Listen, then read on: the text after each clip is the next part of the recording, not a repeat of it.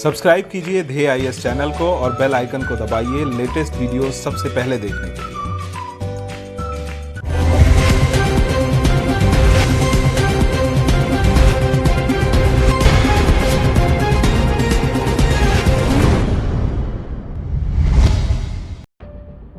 आतंकवाद का नाम जहन में आते ही तस्वीर उभरती है डरे सहमे दहशत में जी रहे लोगों की, अंधाधुंध गोलियां बरसाते दहशतगर्दों की, अनगिनत बिखरे शवों की और मासूम सिसकियों की, जिनके सर से उनके अपनों का साया उठ गया है।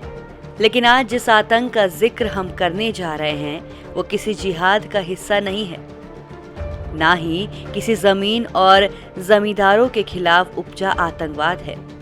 यह आतंकवाद है एक अलग और आजाद मुल्क की मांग को लेकर, जिसे खालिस्तान नाम दिया गया। खालिस का मतलब है शुद्ध, जिसमें कोई मिलावट ना हो।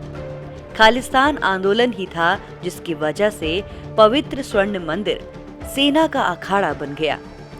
हरमंदिर साहिब जैसे पाक जगह गुरबानी की जगह गोलियों की आवाज ने ले ली।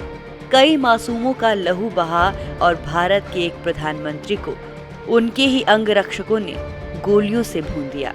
आज के टीएनएस में हम जानेंगे क्या है खालिस्तान आंदोलन, क्यों उपजा यह आंदोलन और आज भी इसकी गूंज क्यों सुनाई देती है।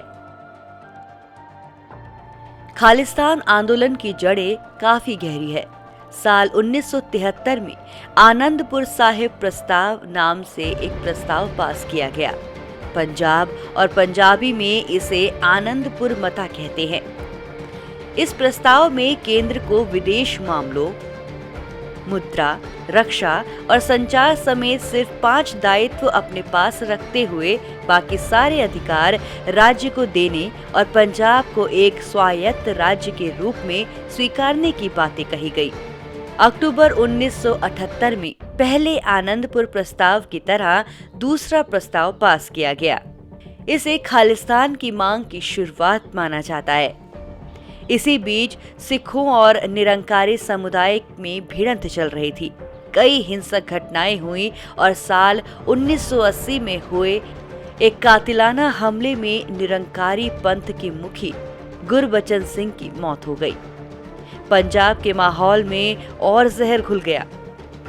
साल आया 1981, जब मार्च के महीने में सिखों के 5 तख्तों में से एक और खालसा पंथ के जन्म स्थान आनंदपुर साहिब में खालिस्तान का परचम लहराया गया। इस दौरान जरनैल सिंह भिंडरावाला का कद बढ़ता जा रहा था। जुलाई 1982 में वो दरबार साहिब यानी स्वर्ण मंदिर में रहने लगे। फिर हत्याओं का सिलसिला चला। प्लेन हाईजैक हुए, पुलिस के बड़े अधिकारियों की, पंजाब के बड़े बुद्धिजीवियों की हत्याएं हुई। अक्टूबर 1983 में पंजाब की सरकार को बर्खास्त कर दिया गया। राष्ट्रपति शासन लागू हो गया।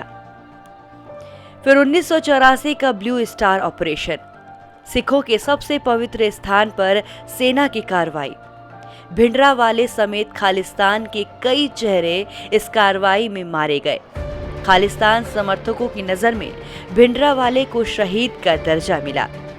31 अक्टूबर 1984 को तत्कालीन प्रधानमंत्री इंदिरा गांधी की हत्या कर दी गई। मारने वाले थे उनके 2 सिख सुरक्षाकर्मी, बेअंत सिंह और सतवंत सिंह।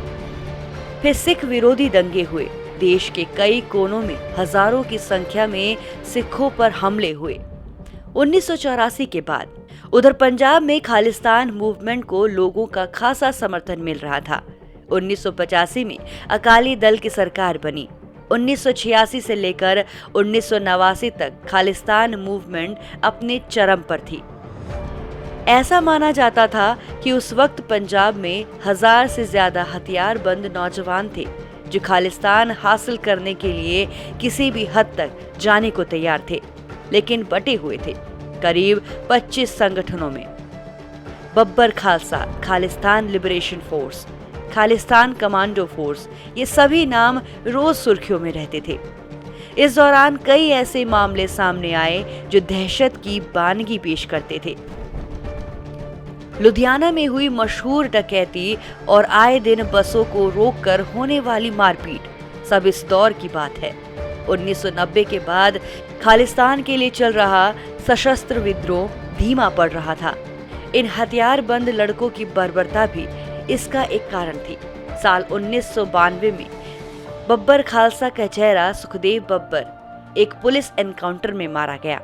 इसके बाद पुलिस की ओर से लगभग ऐलान कर दिया गया कि पंजाब से आतंकवाद खत्म हो गया है।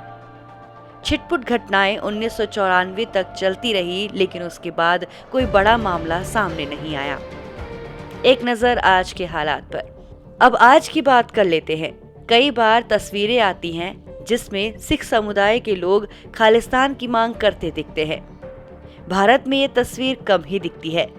हाँ, विदेश में भारत सरकार के किसी भी कार्यक्रम में ये तस्वीरें आम हैं। रेफरेंडम 2020 तो आपने सुना ही होगा।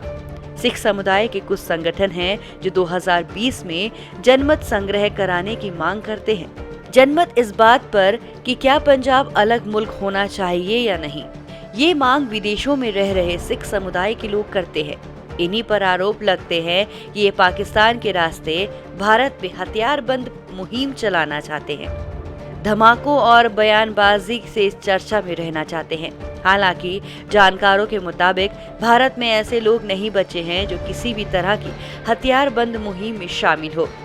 छिटपुट लोग हो सकते हैं, लेकिन कोई संगठन मौजूदा वक्त में ऐसी मांग कर रहा हो ऐसा नहीं है। लेकिन खालिस्तान आंदोलन की गूंज अभी भी पंजाब में सुनाई पड़ जाती है। इस आंदोलन में कई नौजवान सिखों ने अपनी जानें गंवाई, कई घर तबाह हुए, कई औरतें बेवा हुई और कई मजलूमों पर जुल्म भी हुए। आंदोलन के नाम पर पंजाब में बेतहाशा एनकाउंटर हुए, मानवाधिकार उल्लंघन के मामले भी सामने आए। खालिस्तान तो नहीं बना, लेकिन फाइलें जरूर बनी जो अब तक धूल खा रही है कोर्ट में इंसाफ के लिए।